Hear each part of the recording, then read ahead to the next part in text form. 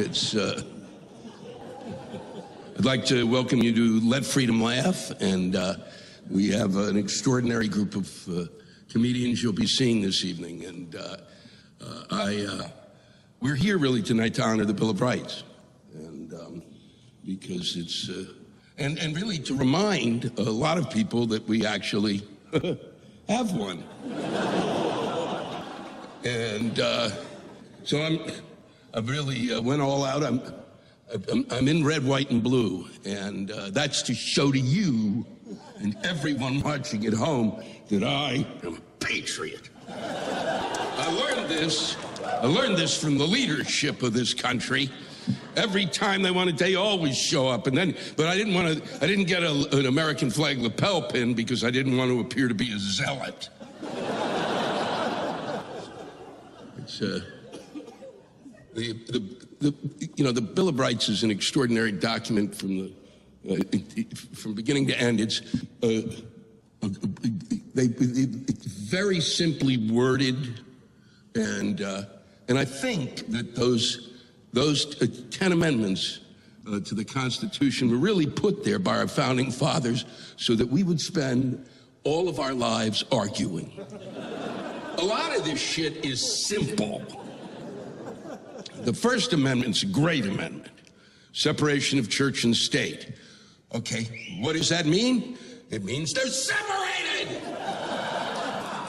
That's what it means. There's no discussion. The other great part of that First Amendment is, and the reason that I have a career is freedom of speech. Is, and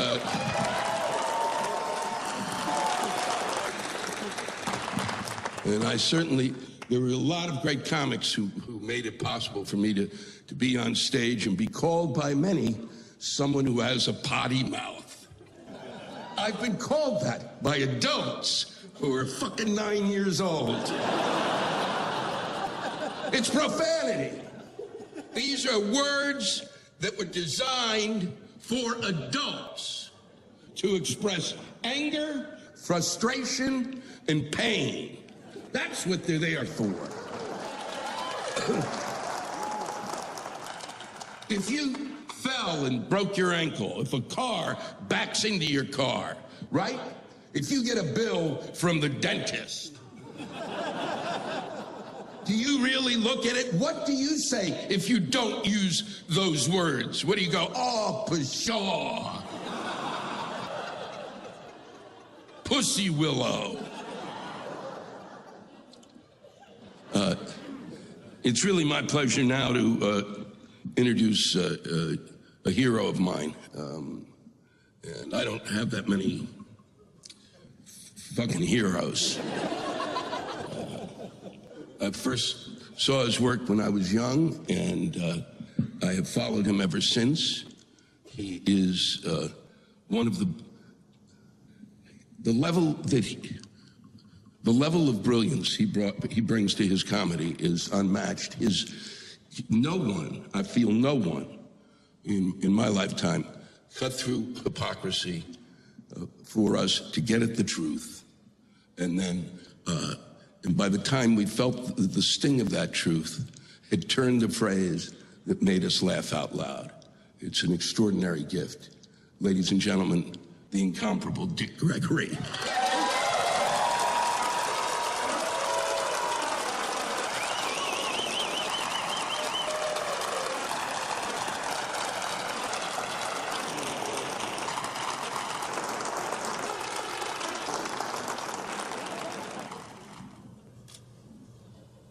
I've been having so much fun. I always have fun when it's cold. An old white racist walked up to me and said, why don't you go back to Africa, nigga, and take me with you? Then you know it's cold.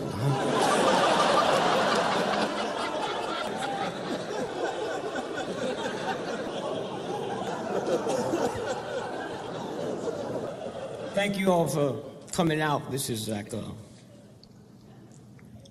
worthy cause. Freedom of speech. And all the exciting things that's happening. Those of you all that live here, you know, they just legalized marijuana. Are y'all crazy? 2 ounces?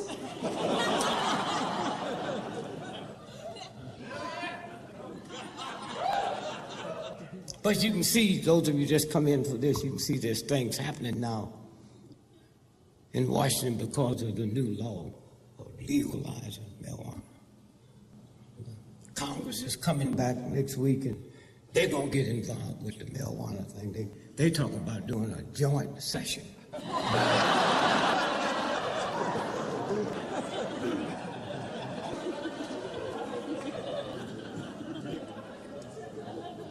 And I'm extra happy today because we just finished in the last day of Black History Month.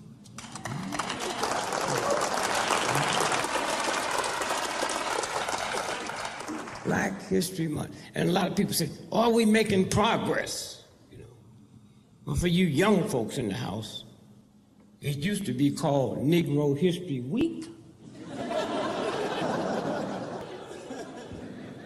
Now we've gone from a week to a month.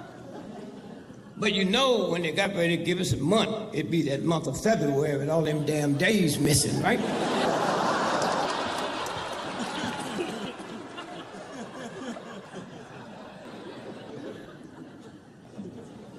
In February, do it bother you white folks that February the 2nd is Groundhog Day?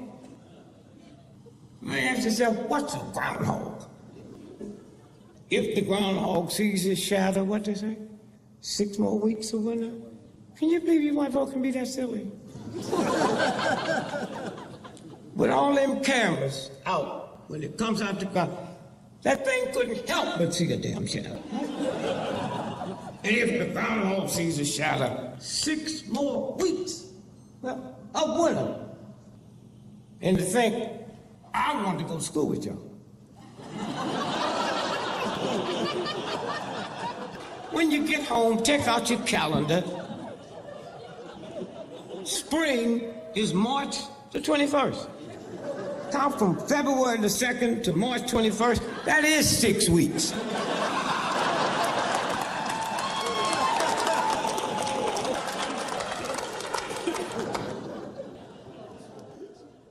This is my Martin Luther King had, because this was serious. This was serious. We sit and talk about the Bill of Rights and the Constitution, and all them thugs owned people. So what could come out of that? That's why we out here still working. And even George and Frank, they couldn't trick the universe. They said, well, we own slaves, so we can't be a symbol of liberty.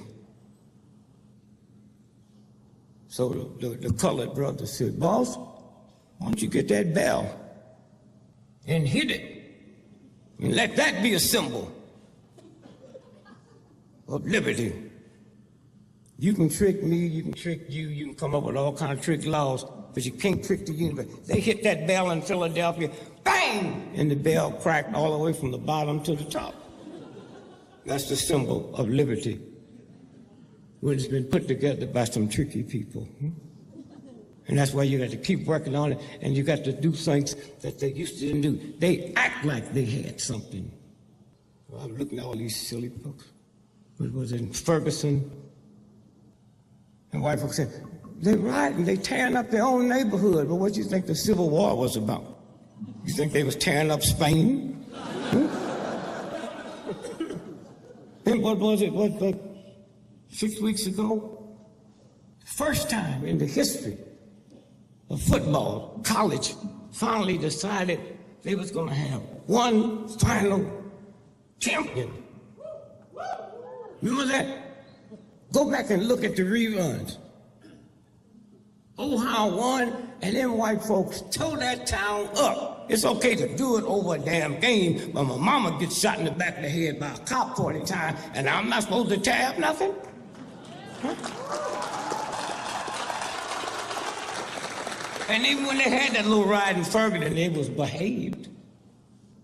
Did you see them looting the liquor store?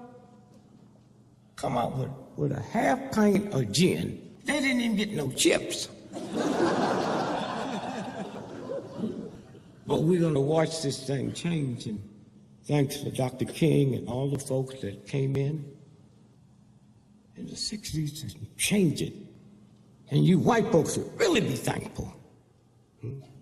Because all the legislation we got, it didn't say for Negroes only. So you was covered. Before our movement, a white woman couldn't do nothing on an airplane to be a stewardess. Couldn't be a pilot, huh?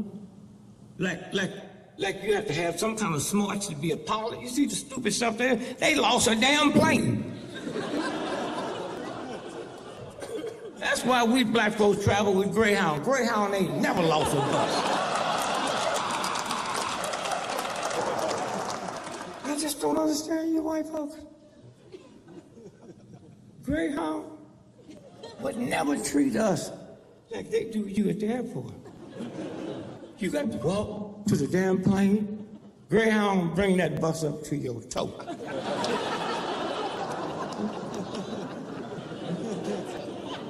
They lie to you. The bags, you're there looking for the bags, and they act like you didn't have none.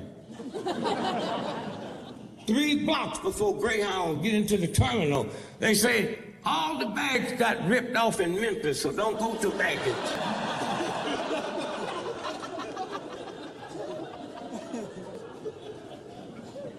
Hey, you white folks into the best schools, so I get on the airplane and my bags is missing. I trust you. I said, I would like to speak to the supervisor. The 2nd floor to the right. I go up there, go to the supervisor, he got on my suit.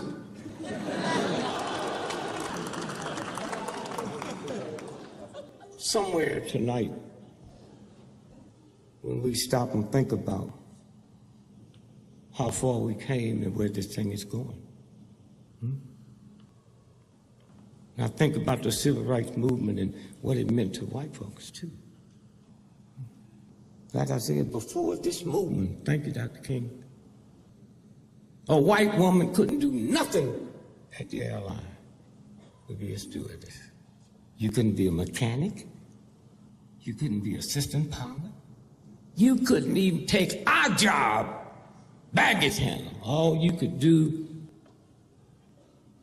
plane before our movement, is be a stewardess. And it didn't stop there. You had to look like something out of the center page of Playboy magazine. And you tolerated that. White folks owned it. We didn't own it. White folks owned it. Huh? But all you could do until our movement came through. And anytime you go out to that airport now and get on a plane and see an old, short, ugly, fat stewardess, we got her that job. Not her father, not her brother, not your Marines, and all you gonna sit around is brag about what you ain't got a damn thing. And you tolerate it. I mean, think about it. The 13th, 14th, 15th Amendment gave black men the legal right to vote before white women got it. Think about that. You didn't get the right to vote till 1921 after you died, fought, thrown in jail, abused. We had the right. They didn't let us, but we had it before you. That's your daddy, that's your brother, that's all the white men that run this country, but you didn't have nothing. And that's how listen to all this crap. The folks that just want to appease you sit around and talk, huh? Just want to appease you and talk about there's no difference. And you need to listen to black folks, because they be lying to y'all.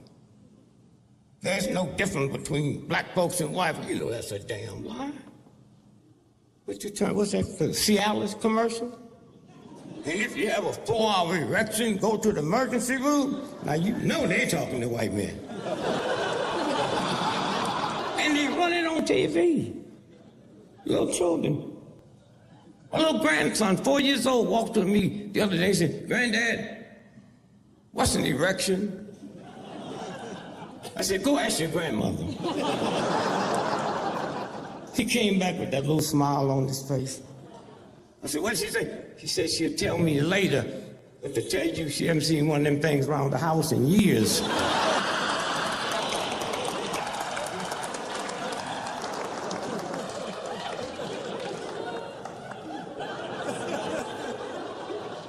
You can make a difference. A handful of people in here put this together. You can make a difference. But you have to look at the whole piece. The whole piece.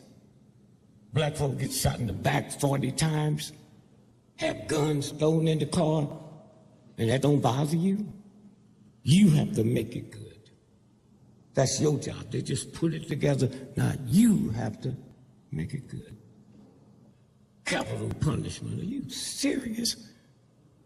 I can understand you getting mad and killing me, but not my damn state, not my government gonna do it, but that don't bother you, huh? You that's in here, that bought tickets and want to see this thing over, we represent light. Huh? All that other crazy, they represent darkness. The problem is when your light become afraid of their darkness, then your light is not light. You got more light than the CIA, the FBI, the military thugs will ever have. But the reason they control it, because of your fear. Because of your fear.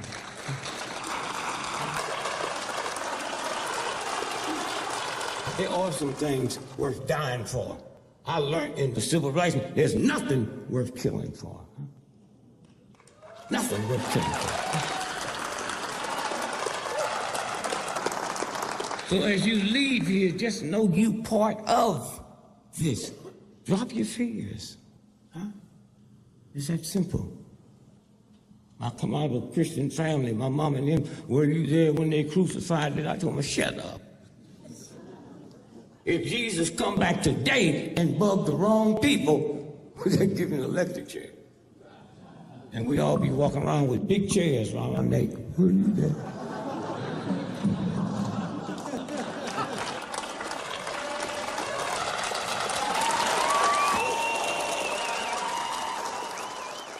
Somebody called me on the radio show. And it's Mr. Gregory, you're a father, 10 black children, never been no scandal. What do you think about these young black men walking around with their pants below their... I said, I can't answer that. Why? I say, for 20 years when I was drinking, I used to drink a fifth of scotch every day. Can I tell you how many times I drove drunk, which is a felony. Wearing your pants low ain't no felony. So you need to get somebody else who want to tell you about that. And I don't think that I ever heard that the folks that killed Jesus Christ had their pants below their belt. I can't have nobody say when these thugs ripped out the banks and didn't have to pay for it, they was wearing their pants. I've seen the mob in New York. I've seen how they portray and move. They are immaculate. Don't go away. We're just getting started. Up next, John Fugelsang and Tom Smothers with a special introduction by Wanda Sykes. Welcome back to Let Freedom Laugh, the Bill of Rights comedy concert. I think political comedians are in a situation where the First Amendment impacts their life every day. And, you know, I think that a lot of us have been in situations where I live in New York City, where we have stop and frisk. So the Fourth Amendment, of course, is something that I've witnessed being loosely violated right in front of me. I don't know why they don't have stop and frisk on Wall Street, because that's where all the real crime is, and most of the coke, too.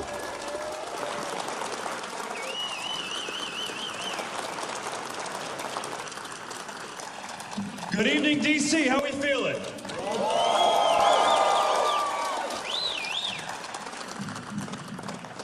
I get to do a show with Lou Black and Dick Gregory and Tommy Smothers. I feel like Ringo. I'm just glad to be here.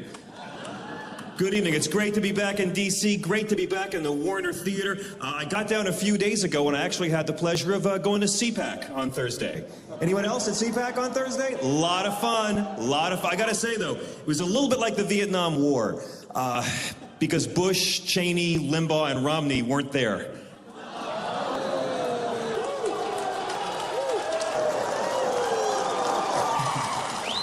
I had a great time at CPAC, met a lot of wonderful people, but they gave a free speech award to Phil Robertson of Duck Dynasty for his contributions to the field of free speech. Because, of course, last year Phil came out and compared gay marriage to bestiality. And I don't mean to offend the faithful, but if you're comparing gay marriage to bestiality, you're not a First Amendment hero. You're a guy who thinks way too much about bestiality.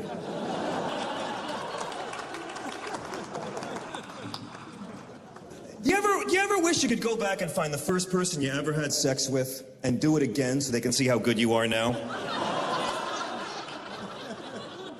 See, I'd love to do that, but honestly, I don't even know what parish he preaches at these days. First Amendment. Even the speech you don't like, and there's the liberal politically correct line of death. We've already crossed it before 8:30. There we go, liberals. Let me get this straight, Father. If I touch my wee-wee, it's a mortal sin and I go to hell, but if you touch my wee-wee, it's a tragic mistake and you go to a new parish. I mean no disrespect to the faithful, okay? I come from a very Catholic family, an extremely Catholic family. We used to have open casket reunions. My mother was a nun for 16 years. My mom grew up in the South and joined the convent. They sent her off to Africa to work with lepers in Malawi. My father was a Franciscan brother. He taught history to Catholic boys in Brooklyn. He wore the brown robes and the rope belt and walked amongst the people like the lost Jedi of Flatbush. My father, the brother, met my mother, the sister.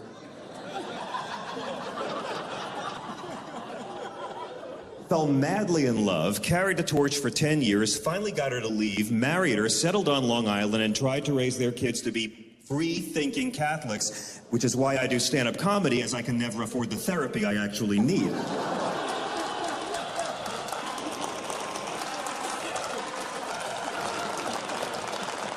So I gotta say, I grew up admiring Jesus the way any guy admires mom's first husband, but See, I don't mean disrespect to the faithful, but I gotta say, I've come to view Jesus much the way I've come to view Elvis. I love the guy, but a lot of the fan clubs freak me out.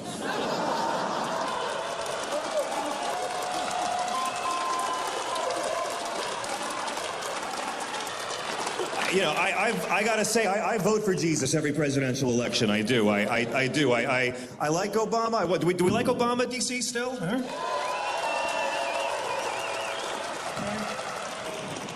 I see for some of you, tepid is the new black, but that's all right. You know, I liked him. I liked Romney, too. Listen, I loved his... I thought Ann Romney was a great stay-at-5-homes mom. I respected him, you know. Mitt Romney would have been our first president who was the human equivalent of a hollowed-out inflatable guy outside a car dealership.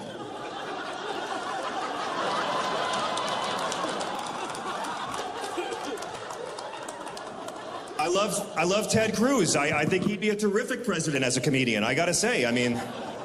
I'm excited. No, hey, Ted Cruz, it's the Abraham Lincoln of Sarah Palin's.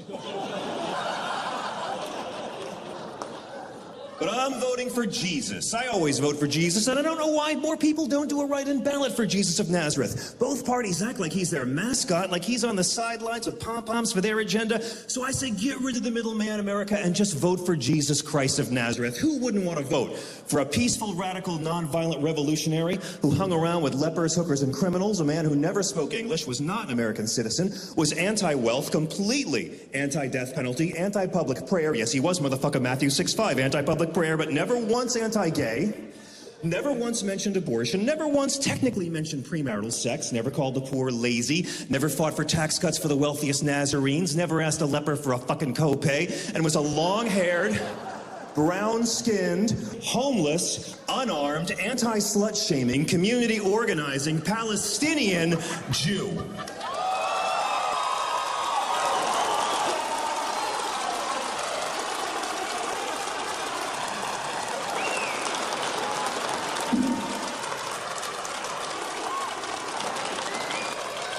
But that's only if you believe what's actually in the Bible.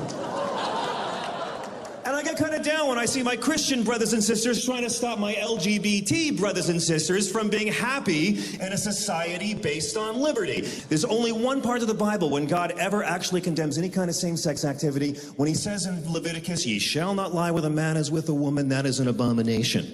Shall not lie with. Nothing about one guy on all fours, one guy leaning against the men's room stall while a Republican senator plays lookout, nothing like that.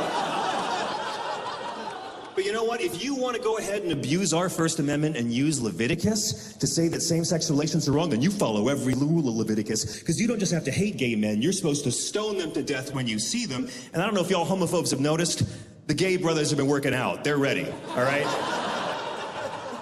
But if you want to do that, then you got to follow every other law, which means you also have to stone to death children who are gluttons or drunks. Bye-bye Bieber. Anyone who cuts their hair at the temples or tattoos the flesh, and I'm sure going to miss the Marine Corps and half the bands I like. Anybody who works on the Sabbath, that's Saturday, fuck you NASCAR. And anyone who commits adultery, and according to Old Testament law, that includes divorce and remarriage. So what I'm saying, my Judeo-Christian homophobic friends, if you really believe the one part of the Bible that says that being gay is a sin, then you owe it to God to kill Rush Limbaugh 3 times.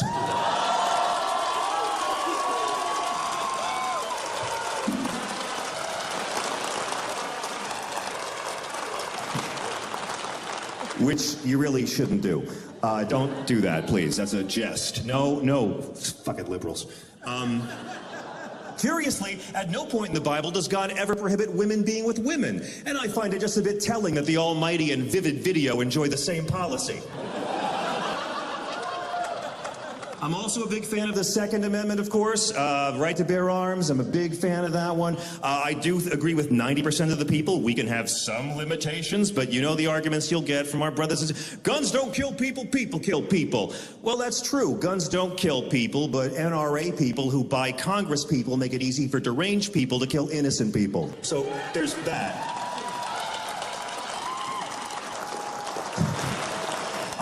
And I know the argument is, well, Obama wants to come take our guns away. Well, that's the beautiful thing, isn't it, Skeeter? Nobody wants your guns. And the fact that you're allowed to say Obama's a gun-grabbing tyrant while heavily arming yourself pretty much proves he's not.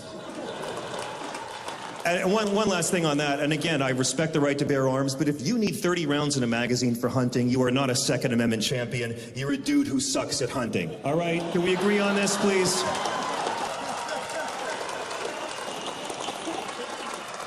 There's only one time, brothers and sisters, one time you will ever need 30 rounds in a magazine for hunting, and that's zombie deer, all right? If the zombie deer come back, I'll be giving AR-15s to everybody. And again, I'm a big fan of the Fourth Amendment as well. Can we hear it for the Fourth? No one's talking about that yet.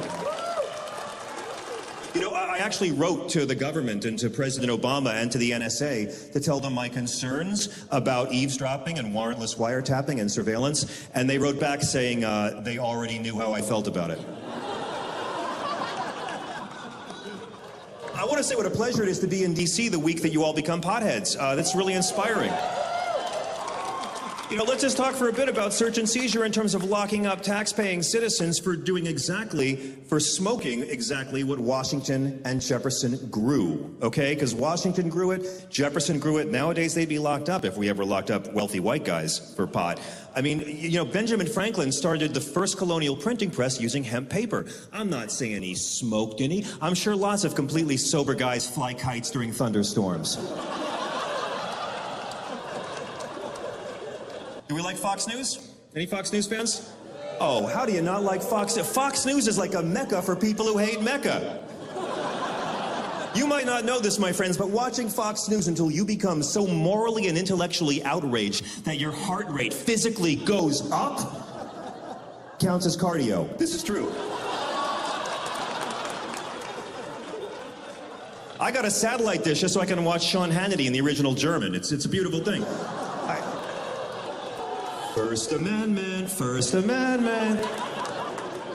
And it was really exciting to meet Megyn Kelly at CPAC the other day, because I'm a big fan of hers. I go on Fox News a lot. They're wonderful people. I really enjoy going on there and making fun of them. But they're great. But I'd never met Megyn Kelly. And of course, my first time seeing her since she made that whole comment last year about Santa Claus being white.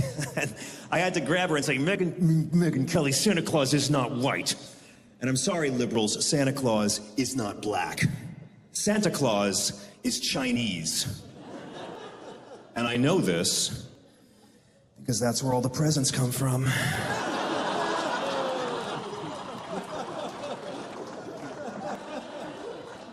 So I just want to say what an honor it is to play here tonight and to be with all my progressive and conservative brothers and sisters who are all here for one thing, because we all love America. For all of its glorious imperfections, we love the Bill of Rights. And the very fact that we're still fighting over it shows how relevant it is and how important it is, because we all, no matter what our background, agree that we love this country, because this is the only country on earth where you can not believe that climate change science is real, but you can also believe that pro wrestling is real. Thank you all very much for coming out tonight. Peace.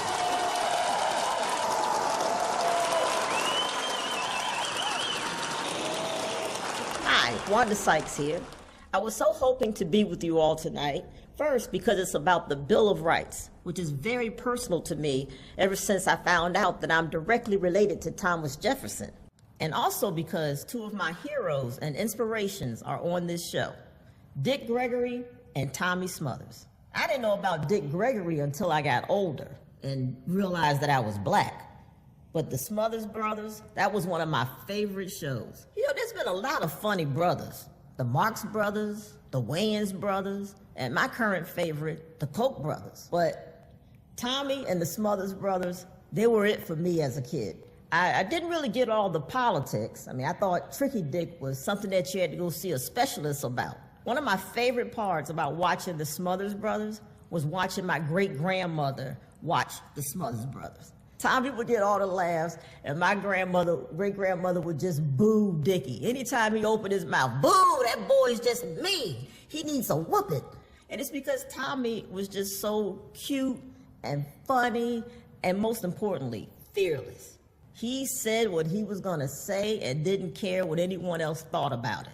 Then I started doing comedy, and I discovered that the whole time Tommy was making me laugh my butt off, he was also taking on the censors, the network, and even the president, all because he actually believes in free speech. Made me love him even more, and I'm just thrilled that I get to introduce him to you tonight. I love you, Tommy. Ladies and gentlemen, Tommy Smothers.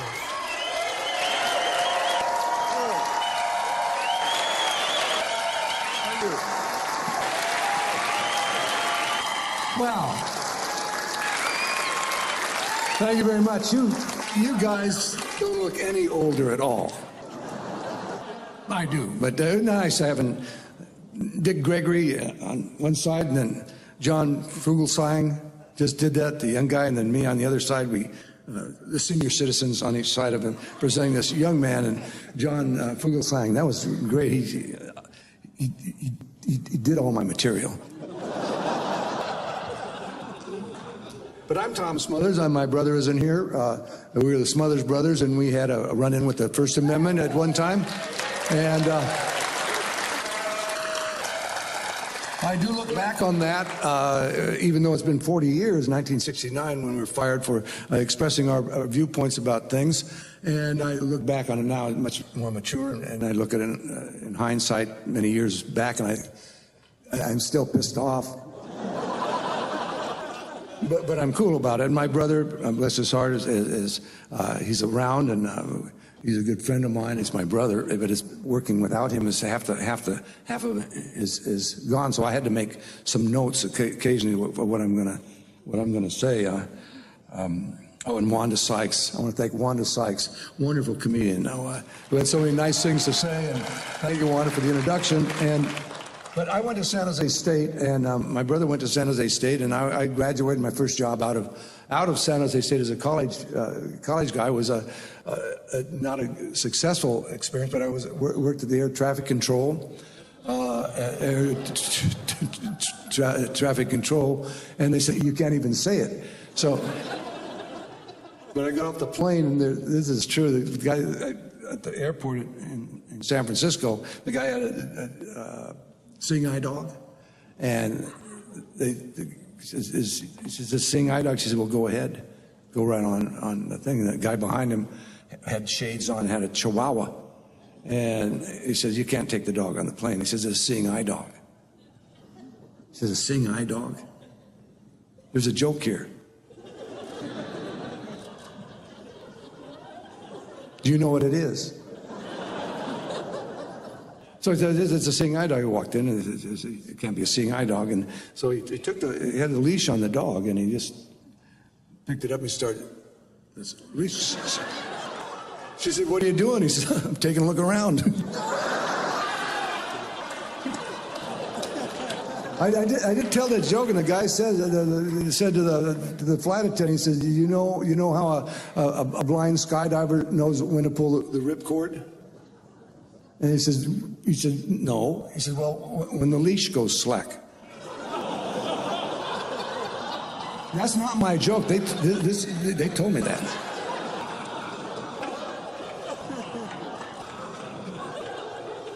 So I have a grandson, and it was his birthday, and my wife got him for his birthday a bird feeder.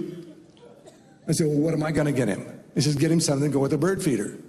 So I got him a BB gun. So, well, you're laughing. That's good. These are good jokes. But we are getting older. I'm getting older, and my brother's 76. I'm 78 years old. We're there, and I know things start to happen. But you can tell when you're any of you seniors out there, you little things, you forget certain things. But I knew I was getting older when I started. I really like watching baseball now, and I think it's a pretty fast game. So I knew I was getting older. Look at computers, my God. Computers have allowed, and that's all this high-tech stuff, but computers have allowed people to make more mistakes faster than any time in history, except for maybe Jack Daniels and handgun. To make mistakes, it's a joke. So that's the last. That was pretty much everything I had to say because there's things about truth. You know, truth is what you get other people to believe. I was going to do a couple of yo-yo tricks and get out of here because I like the First Amendment and John Fugelsang. I mean, he did 5 of my jokes, the very best one. He never told me he was going to do that, but I like a little yo-yo music because I just do this little thing, but the yo-yo is a stored kinetic energy in a rotating mass, and it's a wonderful toy, and it's also basically you do loop-the-loops, a little yo-yo music, and you go. Okay, now, and then you have around the world, and around the world is. Okay, around the world, backwards.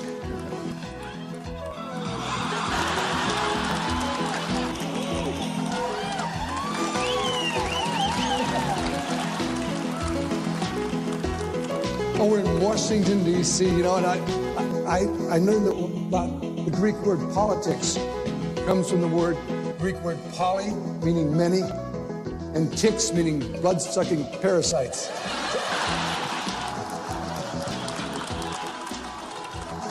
And here is Rock the Baby.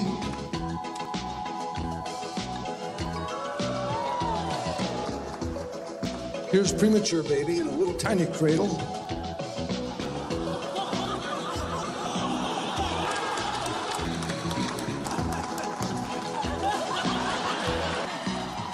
Eiffel Tower.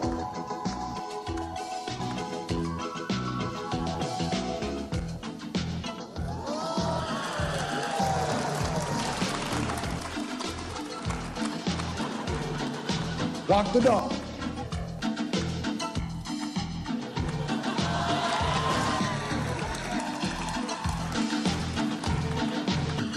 And I'll just finish with this one good. This is called John Fugelsang took every one of my jokes. I can't believe.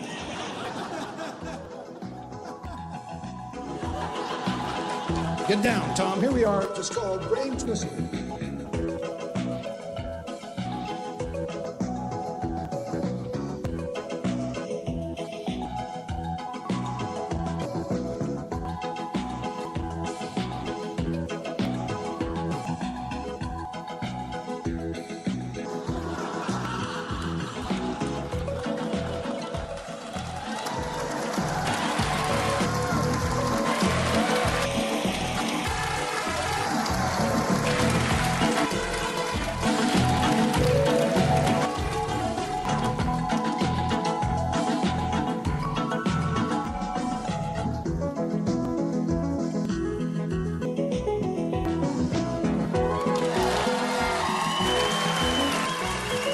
You know something? What a great pleasure. You can cut that music. I just want to say thank you so much for supporting this wonderful show and the people who come out here that perform on it to make the Bill of Rights a monument for in every state in the world, in this country. We're trying to do that, and the people that are here and you showing up is very important. I'd just like to tell you that in closing that when you don't know what you're talking about, it's really hard to know when you're finished. Thank you.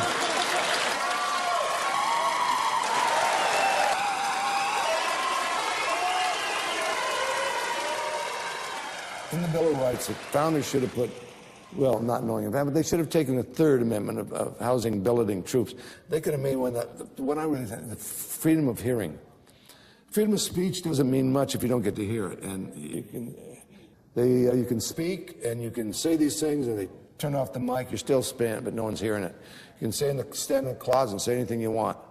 So the freedom of hearing, the freedom to hear other voices, to hear the free speech is the one I think should have been here.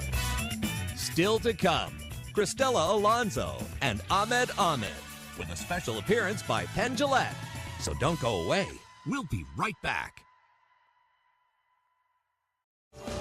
Welcome back to Let Freedom Laugh, the Bill of Rights comedy concert. When I started doing stand-up, I used to censor myself because I never wanted to offend people.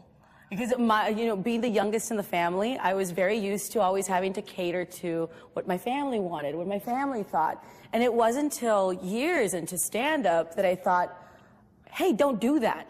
And I realized that when I became more honest with what I was talking about and actually talked about things that mattered to me, that's when the audience got it. And that's what made me realize that you shouldn't censor anything that you're saying because only in truth do you get real comedy. That's when you get the best laughs. Out of pain, out of anything that comes from a real place, that's when the funniest thing happens.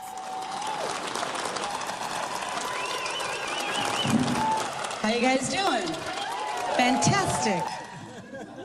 I'm really excited to be in DC. I love it. I'm from Texas. I grew up in, yeah, you've heard of it? Congratulations.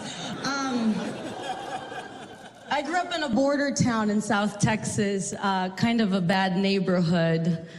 Our high school mascot was the cartel, so let's just say we never lost a game. Oh, that's awkward. I am Latina. Unless you hate Latinos, then I'm Indian. If you hate Latinos and Indians, man, you're racist. It's been a hard couple years for Latinos, past couple years. People are very critical of us, I'm on the road a lot. I go to places, they don't have any Latinos at all sometimes. That's where it gets weird, I was doing a show in Iowa. I know. I was walking to this gig, this old guy yells at me, "Mexicans are lazy." I'm like, should I be walking faster? What the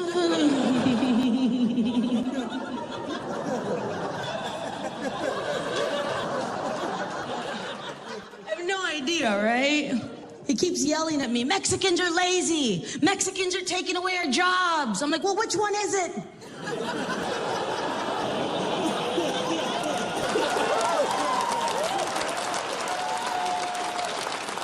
been talking about immigration for the past number of years. Immigration's a problem. And you know what? Maybe it is. But when it's a problem, it's about different groups of people. Why is it that every time we talk about immigration, they always show pictures of people that look like me?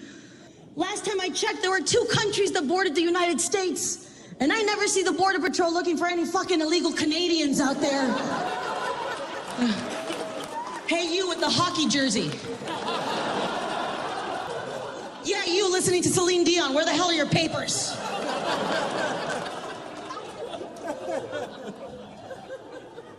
I get it.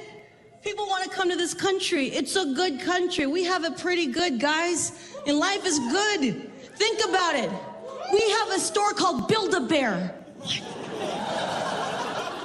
We have a store where we pay them money to let us build a toy and pretend we work at a sweatshop. That's fucked up.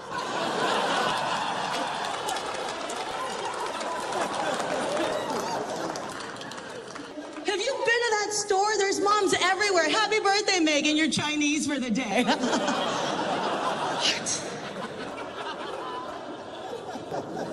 Can you imagine describing that store to somebody that actually works at a sweatshop?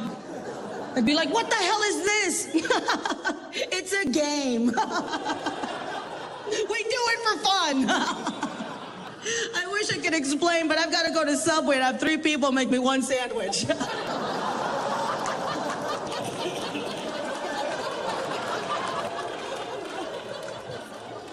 God. I need to lose weight. I'm still carrying around that baby weight I gained during my sister's pregnancy. It's ridiculous.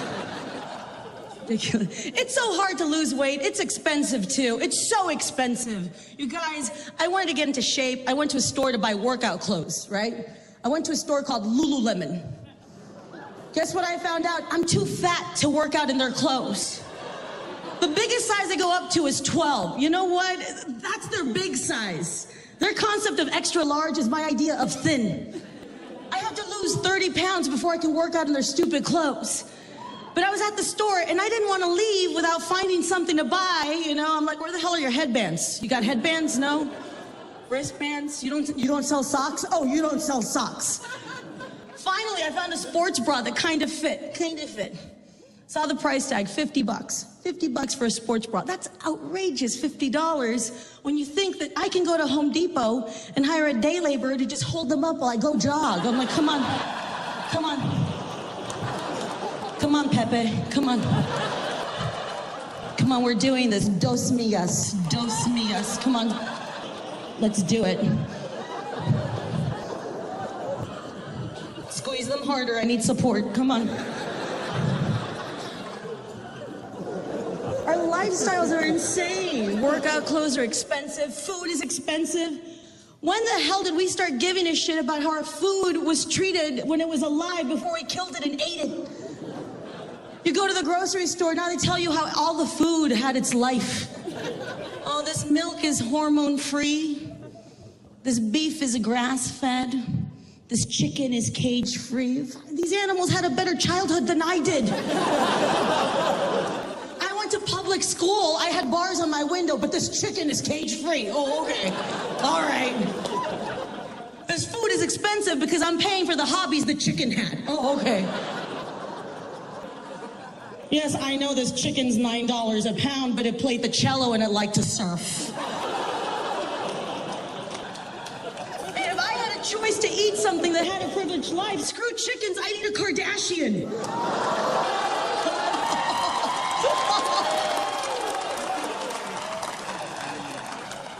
It's insane. The way that we've gotten with food is ridiculous. I went into Whole Foods last week. My God, that store should have layaway. What? Walked around the store, they were having a sale on strawberries. $6 for a pint of strawberries because they're organic. Oh, $6, man. I'm sorry, that's a lot of money. For that much money, you better show me a picture of white people picking that fruit. Why is it so expensive? I don't get that. You guys, I grew up in a border town in Texas, poverty-stricken. When you grow up poor, you learn to live without certain luxuries in life, you know, like air conditioning or food allergies. When you're poor, you eat whatever you can because you never know when that next meal is coming. Well, you don't have the luxury to be allergic to anything. That's a conversation you'll never hear in the hood. Yo, man, Lamar's dead. What, drive-by? Nah, peanuts. Thank you, guys. My name is Cristela Alonzo. Thank you so much. Thank you.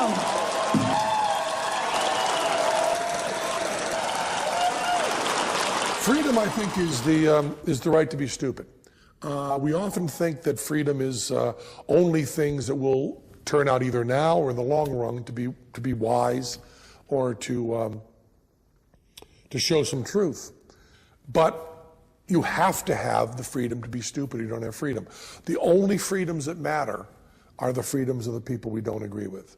The people I'm most concerned about with the First Amendment are the Westboro Baptist Church. I don't agree with them at all, and their freedoms really, really matter to me. Freedom is the right to be stupid. My concept for a monument is to get the Bill of Rights, each of the amendments, first 10 amendments, tattooed on a beautiful ass. And do one on each ass with a group of 10, and then probably 1,000 altogether, and rotate them in there. Nice naked asses out there. You go and look at them. You say, boy, what a nice ass. And we get to read. Not just supermodels, but everybody, because everyone has a nice ass. There's nobody I wouldn't rather see naked. And if I were writing the Bill of Rights, I would have put that in there too. There's no one I wouldn't rather see naked.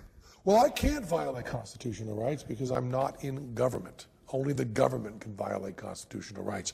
What I do during our show is we exercise our constitutional rights. We burn a flag, we whip out guns. Peace. Up next, Ahmed, and then more with Lewis Black.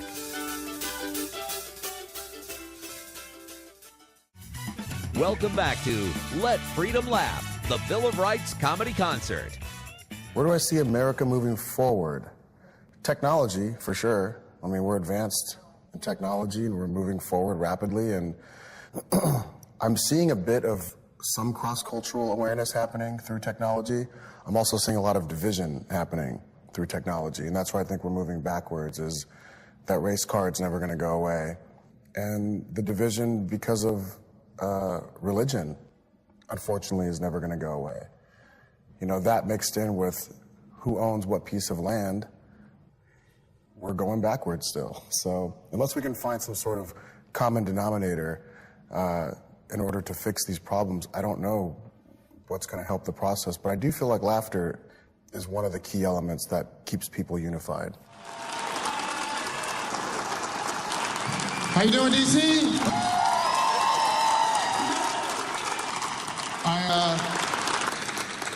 I jumped at the opportunity to be on this show because I myself have a lot of First Amendment issues that I deal with. So, well, let's just go ahead and point out the elephant in the room. I'm from the Middle East. Thanks. Thanks. Any other Arabs in here besides me? 1, 2, 3, 4. Good. 4. Well, it only takes one of us.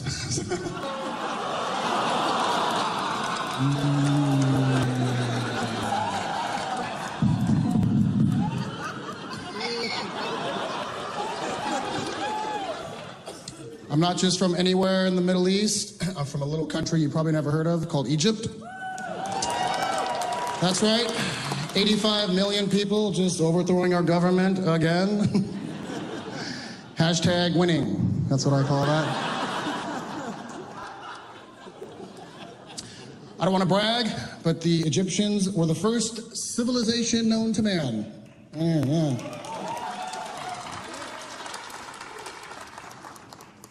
You're welcome, I guess. We built the pyramids. It wasn't the aliens, it was the Egyptians.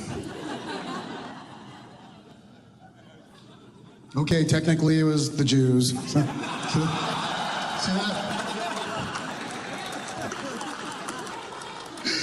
Always taking credit for everything.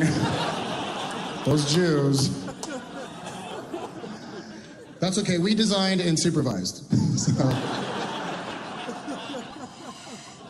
And if you're not laughing, You're probably a Jew. I was also raised Muslim.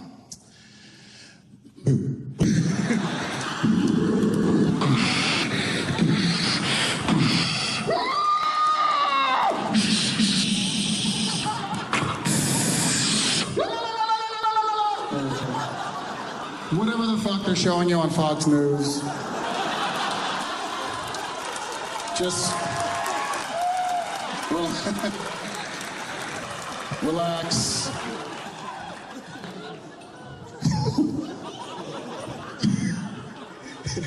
These white women in the front were like legit scared. Oh my God! ISIS is here! He's here! That's him, I know, I saw him on the news, that's him. I was watching this ISIS leader who was talking shit to America. I'm gonna show you something. Relax, it's not a detonator, it's an iPhone 6 Plus, bitches, all right?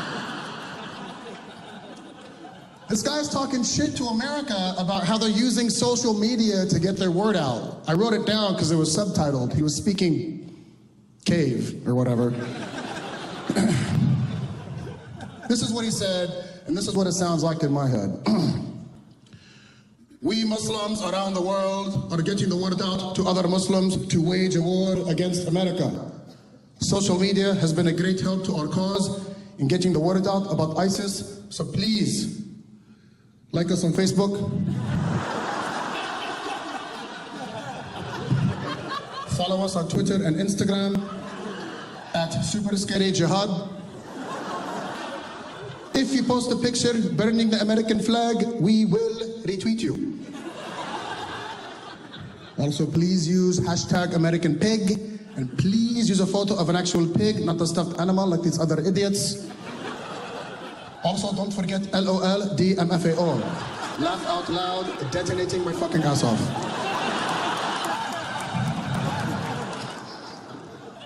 Actually, Muslims are responsible for a lot of inventions that you guys use every day, don't even realize you're using. Do you know Muslims invented the mechanical clock? It's a fact.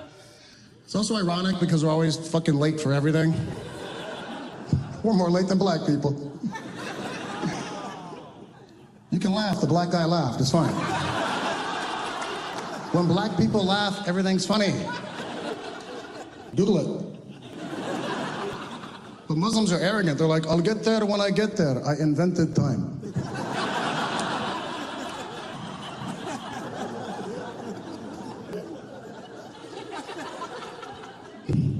We invented chemistry, which makes perfect fucking sense.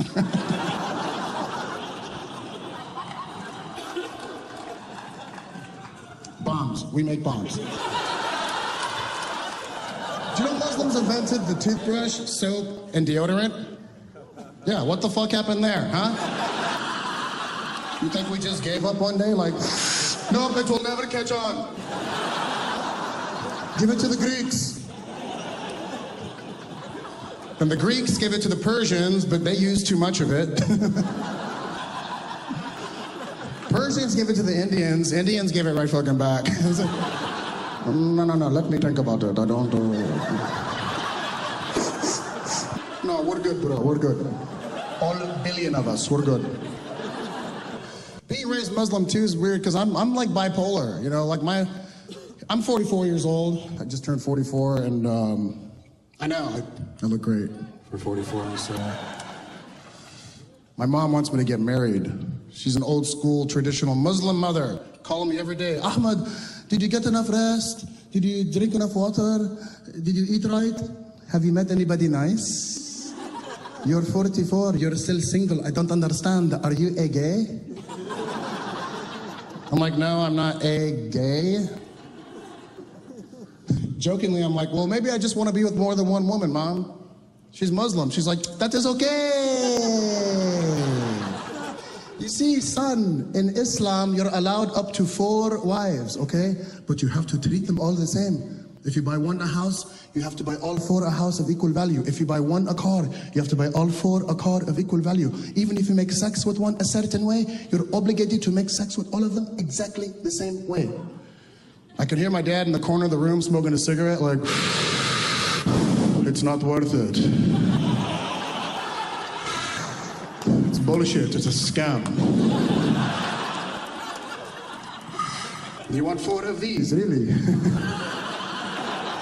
That, my son, is a true test from God. That's my dad, always cracking jokes. He can't help it. Cracking jokes. He had quadruple bypass open heart surgery. Cracking jokes right out of the gate. Yeah.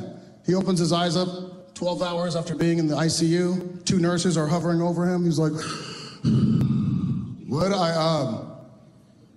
One of the nurses said, ICU. He said, I see you too. But what I am.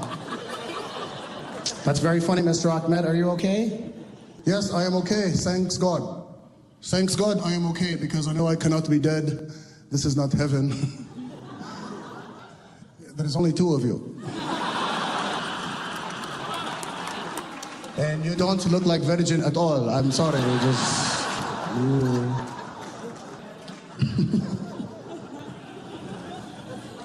It's important that we laugh together.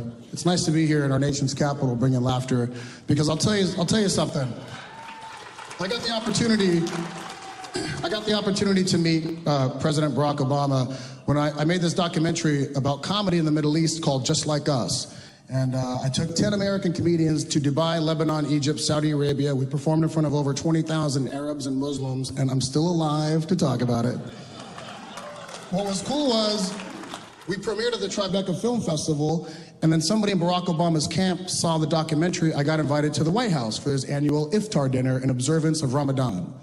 When I got the invite, I didn't even think it was real, because I'm a comic, so why would I get invited, right? I got this email, Dear Mr. Ahmed, the President of the United States, Barack Obama, cordially invites you to the White House for his annual iftar dinner. Please RSVP. I thought somebody was playing a joke. So I replied with, LOL, who's this? They replied back, this is a real invite. If you want to attend, we need to know ASAP. So I RSVP'd, I flew to DC, I showed up at the White House. There's about 150 very nicely dressed Muslims standing outside. I gotta be honest, they look a little shady. I thought a net was going to drop on us. We got 150 of them. Just another billion to go.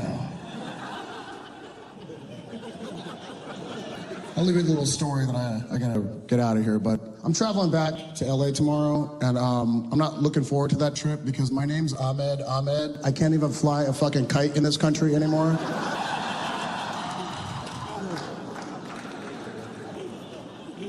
I'm always getting detained, profiled, arrested. Every airport I go to, there's always this older black woman with an attitude behind the ticket counter. And it's the same woman at every airport around America. I don't know if they're flying her in or what the fuck. Does a hologram pop up when I arrive? This motherfucker think he's gonna board this plane.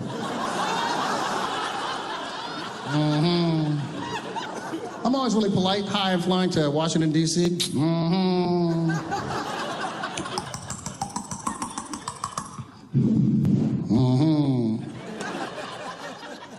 Yeah, you know your name come up on a list.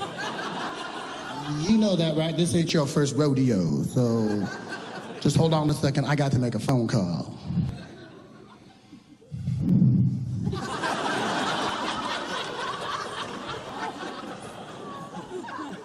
Oh, yeah, we got one. His name is Ahmed. Oh, yeah, he hairy.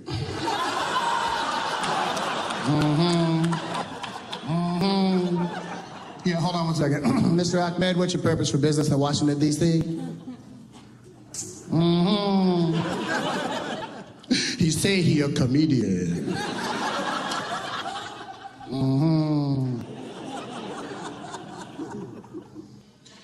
Say something funny.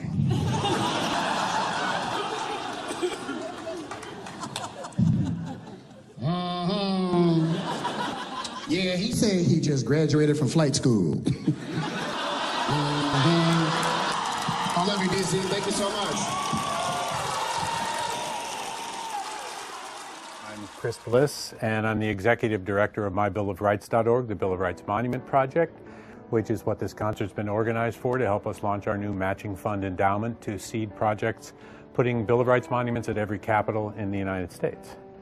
We put the first one up at the Arizona Capitol in 2012. It was a huge success, and we really want them in all the state capitals because every school kid takes a field trip to their state capital.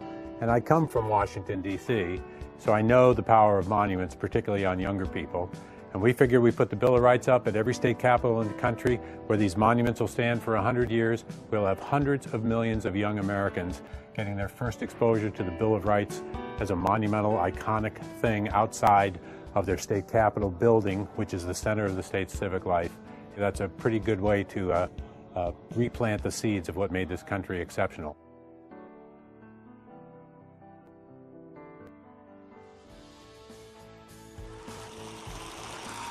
Up next, more with Louis Black.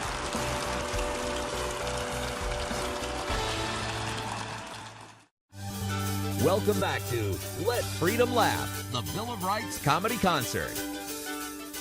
I've had people restrict my language, but it's like, when you're on ABC, NBC, CBS, when there's somebody, when there's a board of censors around, such as they call you up and say I'm saying Martha Stewart's vagina in my joke, and they say, maybe you should change the vagina, and they want me to change it to cooch. Okay, got it? I said the problem is vagina is kind of like a medical thing. That makes it, it's a medical term for it. The description of it. I said cooch sounds like I've been there.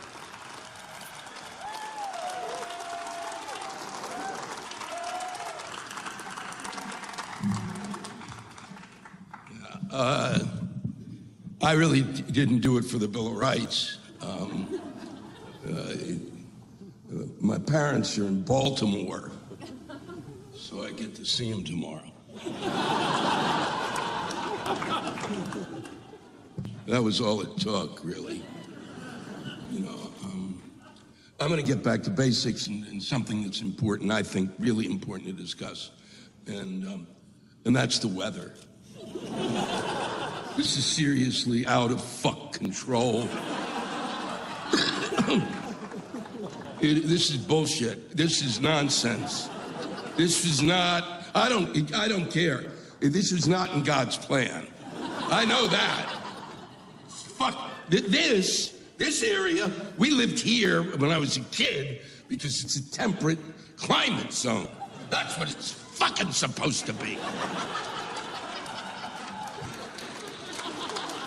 It's not supposed to be, holy shit, I'm fucked. You go to Chicago for this kind of shit. You go to Minneapolis. And a good healthy taste of this should teach any of you who've ever thought, boy, I could live in Chicago, boy, I could live in Minneapolis. No. This is by far, this winter has been really beautiful if you're a moose. If you have fur on your nuts, then it's been a goddamn festival out there. Winter wonderland, my ass. My brain is frozen. My brain is frozen. Everywhere I've gone on the tour this year, shitty fuck shitty, shitty fucky shitty. Minus 6 in Cincinnati. Minus 21 in Louisville. God damn it! My brain is frozen. I thought I'd seen already in my lifetime the worst possible winter. And this wins. There's no comparing. There's no comparing to anything I've lived through. I haven't had a thought. I don't think anymore. I come outside, I go, you know what I really should do with my, fuck, it's cold!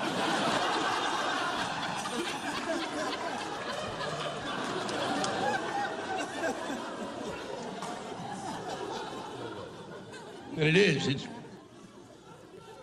It's proven to me that really the bears are more evolved than we are. The bear's got like a brain, I think, the size of a prune, and yet has the native intelligence when it gets shitty outside. The bear turns to his friend and goes, you know what? I'm gonna masturbate and take a nap. Get my nails. And I can say masturbate because of the First Amendment. That's right. Here's where it gets touchy. You shouldn't, in a crowded theater, shout masturbate. And you shouldn't actually masturbate in a theater. But that's something I learned when I was very young.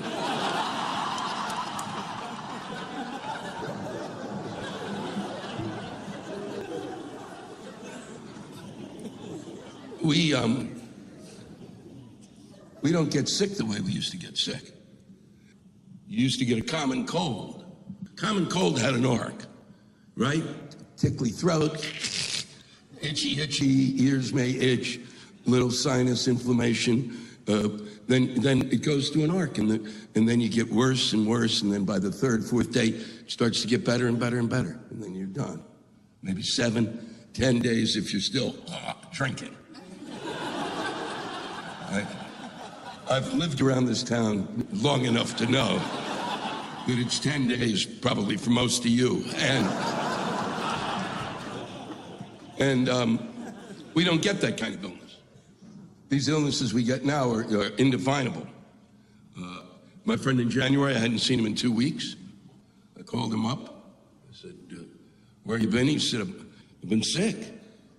I can't. I said, what are the symptoms? He said, well, it started. I thought it was a cold. It was in my head, and I was blowing my nose, and then it got my throat, and then I thought it was a strep throat, and then it got my chest. I thought it was pneumonia. Then it went back in my throat, and then I had the sweats. Then I had the chills and the sweats and the chills.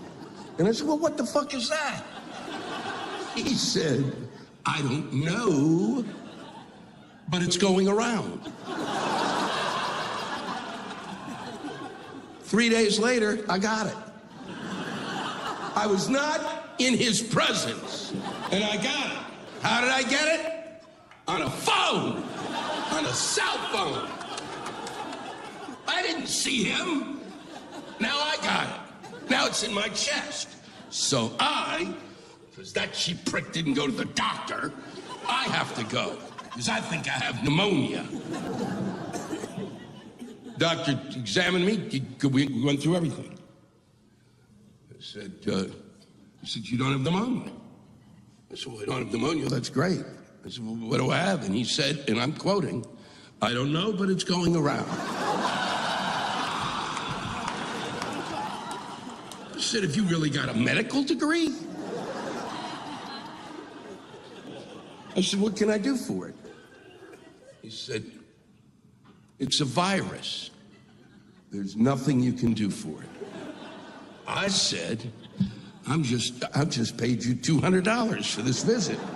I'm gonna make some shit up. Improv, if you will. Pretend you're the doctor and I'm the patient. What you should have told me was that I should go out, get a live chicken, chop its head off, tear the feathers off of it, throw it in a pot of boiling water, then tear the flesh off of that and take the chicken's bones and put them in a circle around my front door. And I bet if I did that, I'd feel better tomorrow.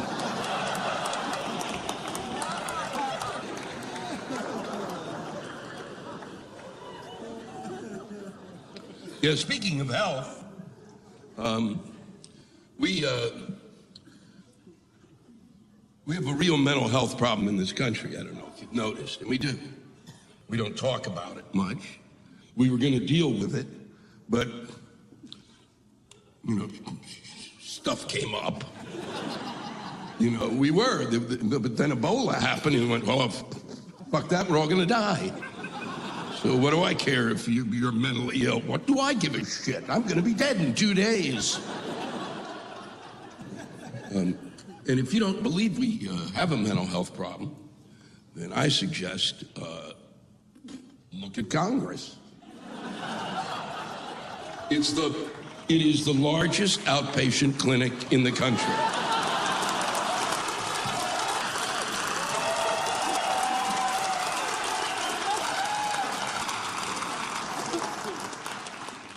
We were going to deal with mental health, and what was amazing, the reason the subject came up was when the shootings occurred at Sandy Hook Elementary up in Connecticut. And the NRA said that the fault wasn't the fault of the guns, even though they kind of take the gun out of the equation. It's there. And a bullet comes out, and it hits someone, and they die. But they said, no, it's not the fault of the gun. But if the guy who was attacking you had a spoon, I don't think there'd be a problem. The fault, they said, was just that we have mental illness is a problem, and we have to deal with the mentally ill. Those are the ones who use guns badly, and they're the reason. And I thought, wow, I'm glad the NRA told me that. And really, when I think of mental illness, the first people I want to discuss it with are the NRA, because they really seem to have a handle on it. Some of the laws have gotten crazy. You can in Florida now. I think they passed it. It's but when 3 or 4 people tell you, because I don't trust anything. I don't even know if this is true. But much like Congress, I'm going to fucking tell you. But you can carry guns on campuses now in Florida, because nothing is more important to the education of a young child than a goddamn firearm. You want to be packing heat when you take that fucking test. That's what I want. I want everybody on the campus fucking packing heat. What a fucking good idea that is. What planet could you fucking possibly be living on? You think that giving everybody, come on in. Son of a bitch. But the amazing one was in Arizona, where you can, and I think there are a few other states where you can take a gun into a bar. What a nifty fuck idea that is. Because when you want to mix things up, what you really want to do is mix liquor with firearms. That's a brilliant cocktail. Why would you do that? The reason you don't, I don't drink before I come on stage ever. Why? Because then the anger becomes real.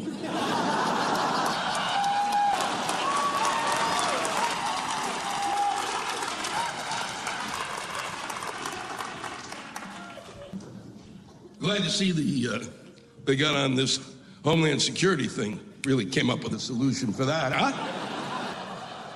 Week, they're gonna pay him for a week. What the son of a bitch? A week, yeah, let's do a week, and then we'll work it out. How do you not work it out? It's Homeland Security. What is the matter? They learn nothing from when they shut down the government. They shut it down before. Now it's like piecemeal shit. They have no right at all to shut down the government. None.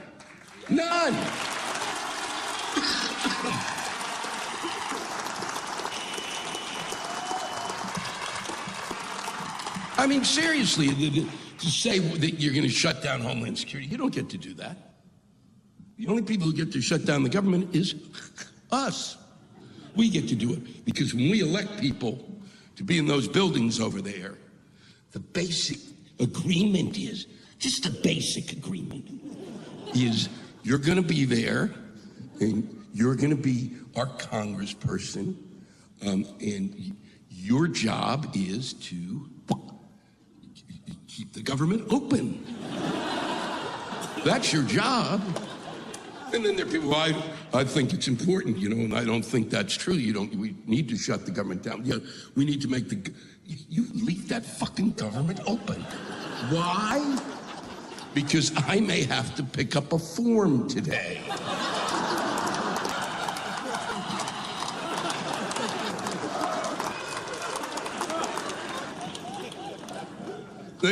And what was stunning is they shut it down initially over the Affordable Care Act, at which time Ted Cruz spoke and gave a very eloquent, filibuster. It was stunning because I had not read Green Eggs and Ham in a while. As soon as he started, I thought, at least talk about what you would do differently.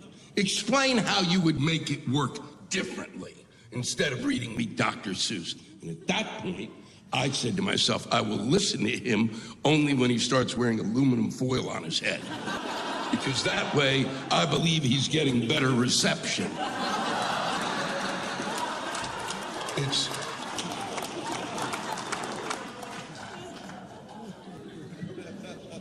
They shut the government down over the Affordable Health Care Act. That's what they shut it down over. Affordable health care. Not Obamacare. That is not a real thing. The Republicans started calling it that. And because, that's who originated it. That much I fuck know. And that's called dumb. And then the Democrats responded, and they, to show that, boy, I saw dumb, let me show you how fucking stupid I can be. They started calling it Obamacare. And because the president many times is dumb and stupid, he fucking started calling it Obamacare. It is not, and never was, Obamacare. It is not the care and feeding of Obama.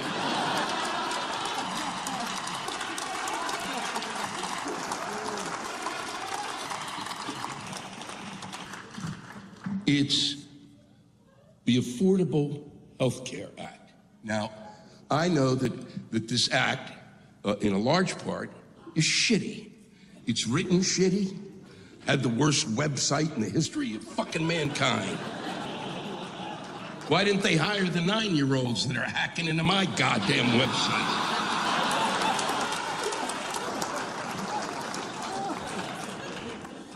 The reason it's shitty is because when they started writing this bill, they brought in the health insurance companies to help them write it.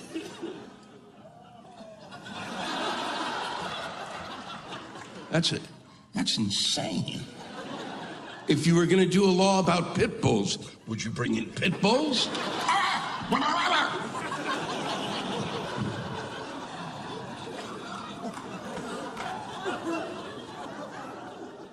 I don't understand when people got upset about trying to figure out how to deal with the health care problem that we so obviously fucking have.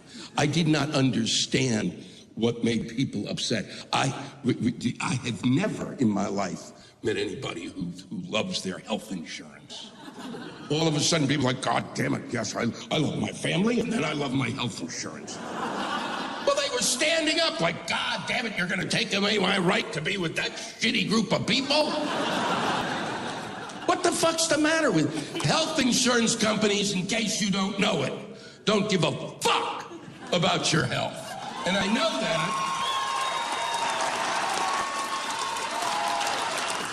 that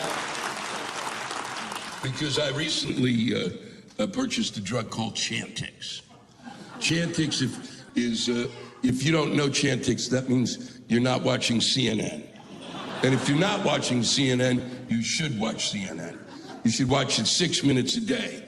because it'll give you a terrific idea of what it's going to be like when you have a stroke.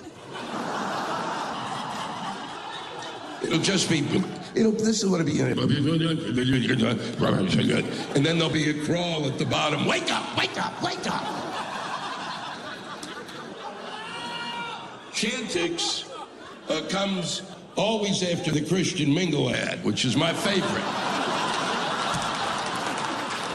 It's a Christian dating services, and as a Jew, I have to say, makes me a little hot.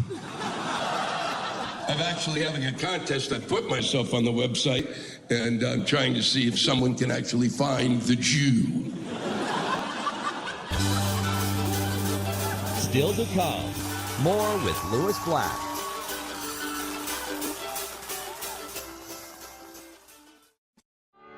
Welcome back to Let Freedom Laugh, the Bill of Rights comedy concert. Chantix is a drug that helps you quit smoking and gives you bad dreams. So I call that a win-win situation. Because my dreams are terrible.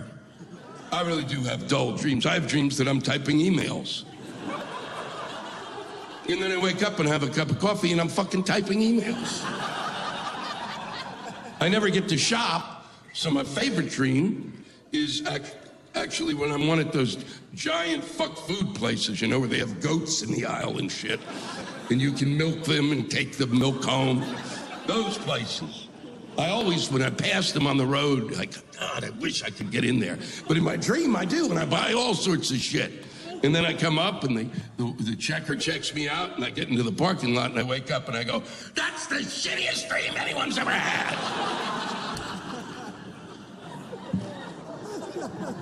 But with Chantix, that dream becomes epic.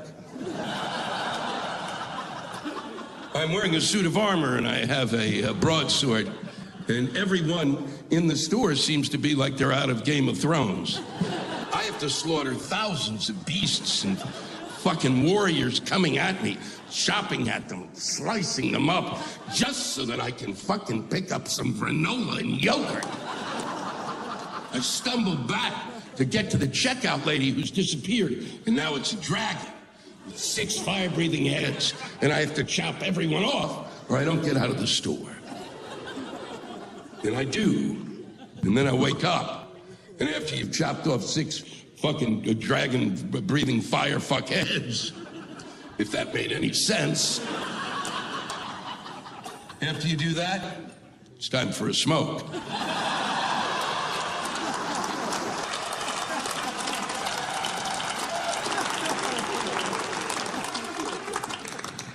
So I went to get the Chantix, and the Chantix cost, for like 10 pills or 11, 12 pills, $138. Yeah, which would have been a deal if it were ecstasy. Copay, 0. They wrote it down. I said, 0 does not appear to be code to me. That's cooperate. You're going to copay. What fucking nerve to not put a dime up? I wish they just sent a health insurance representative to come down.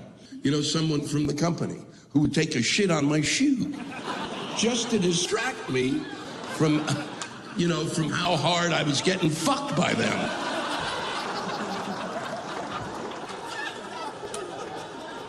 So I got home, and I was enraged, and I sat down and I sent out a letter. Now, if you write a letter to your congressman or a corporation or a business of any sort, don't start it the way I started mine. Dear cocksucker.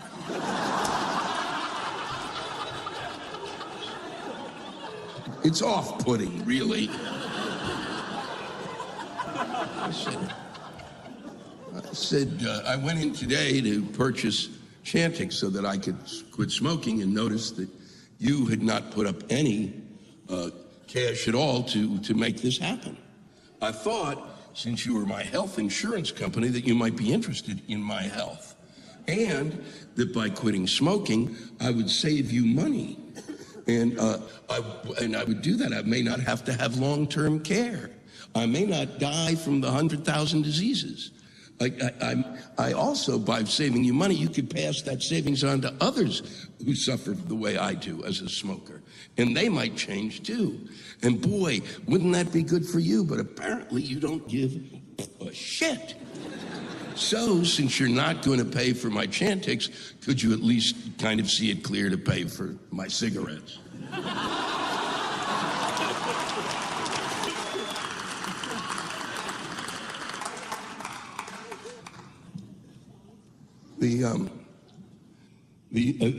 It's interesting to note. It'll be interesting to note what happened after this last thing this Homeland Security stunt that they pulled, because as of the last election, when folks were voting in November, 13% of the American people like Congress. If you had a Facebook page and you had an approval rating of 13%, I believe at some point during the day you might think, maybe I should kill myself.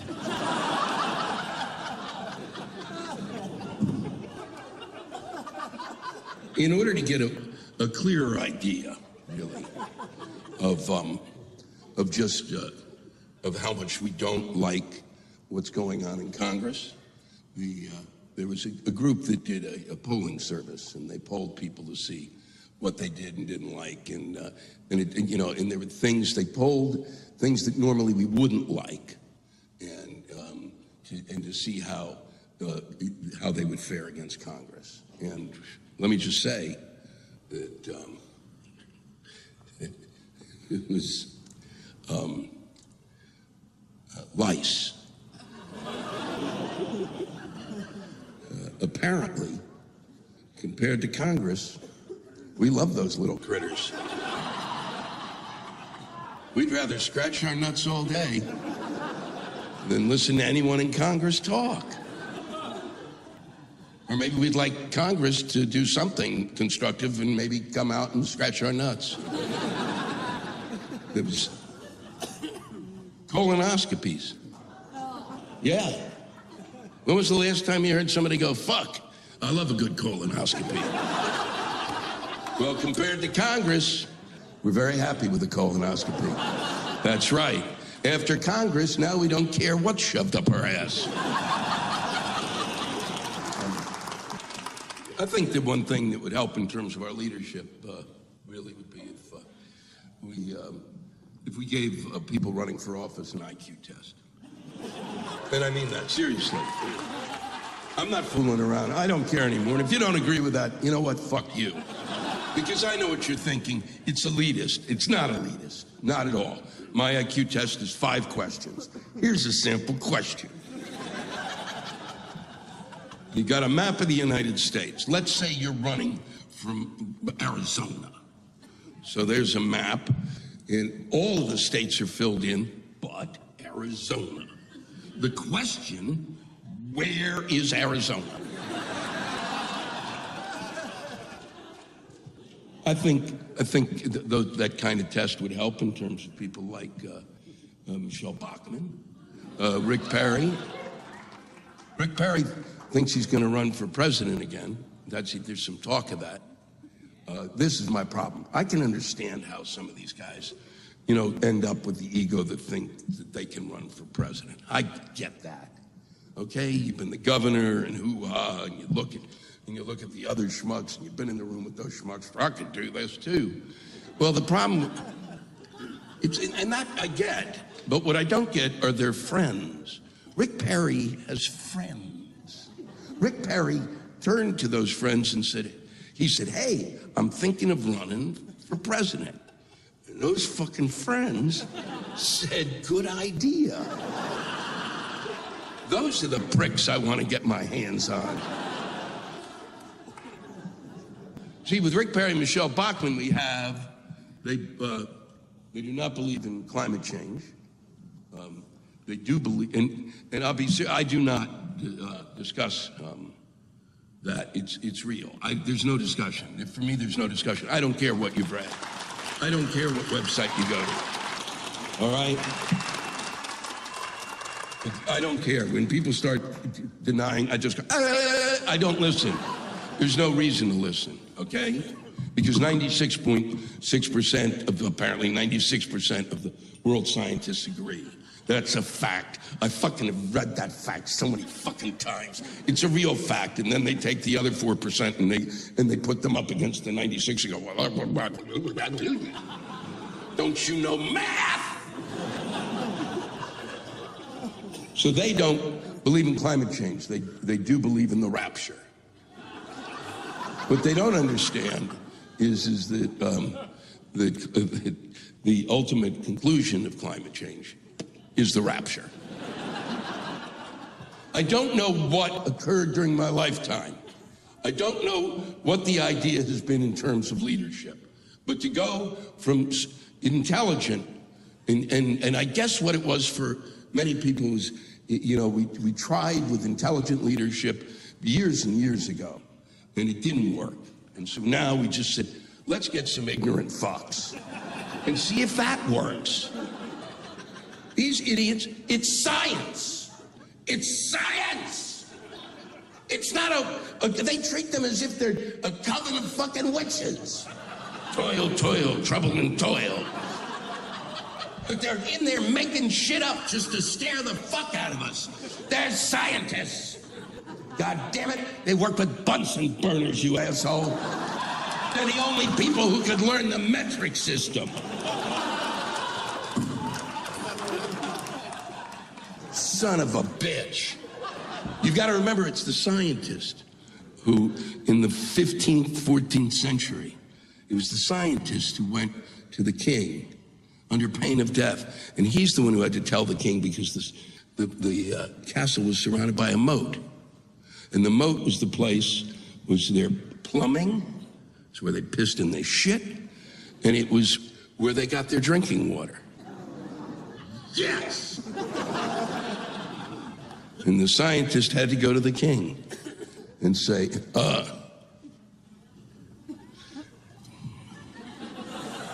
you really got to stop shitting in the moat.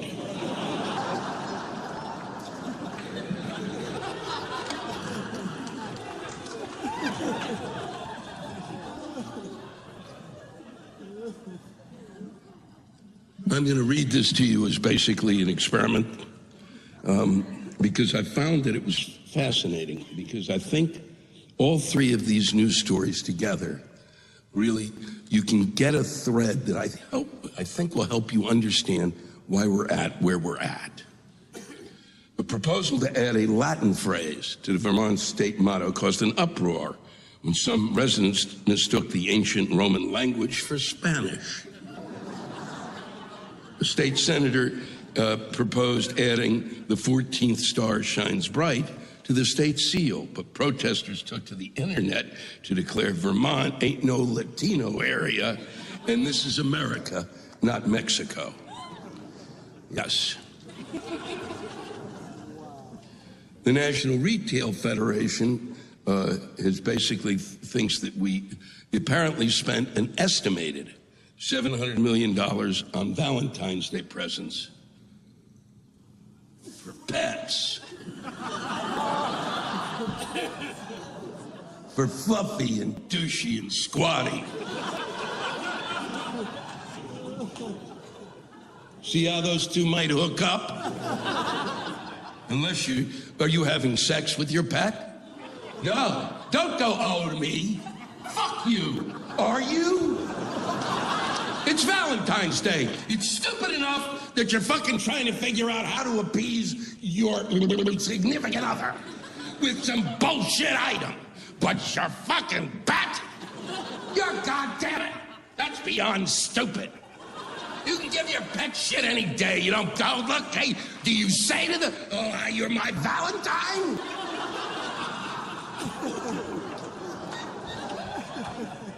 I'm this close to fucking not having a mind anymore.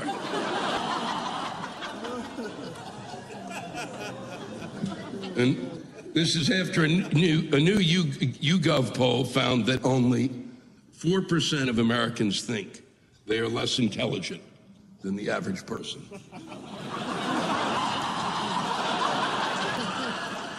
I rest my case.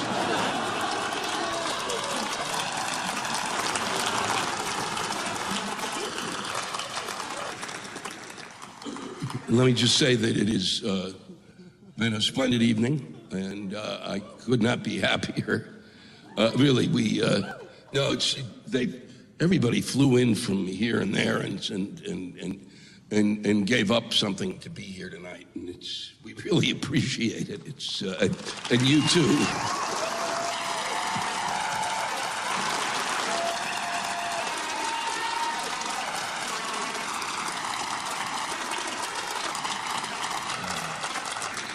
I just want you to know that on behalf of all of us, it's really been a privilege and a pleasure performing for you.